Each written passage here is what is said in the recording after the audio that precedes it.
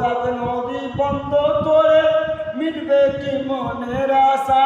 3 দিন কেন 7 দিন ধরে থাকবো মোরা পিয়াসা, থাকবো মোরা পিয়াসা। আর কারবালাতে শহীদ হয়ে বাঁচাবো ঈমান। ধীরে ধীরে চলে নবী ঈদগাহর ময়দান, ধীরে ধীরে চলে নবী ঈদগাহর ময়দান। মোহাম্মদ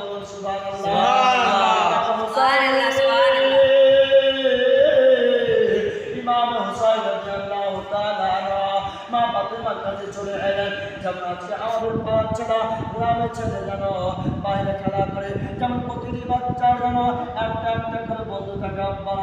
যেমন আমার ইমাম হোসাইনের কিছু বন্ধু আছে, ইমাম হোসাইনের বন্ধুরা নতুন পোশাক পরে যেন তারা বাইরে বেরিয়ে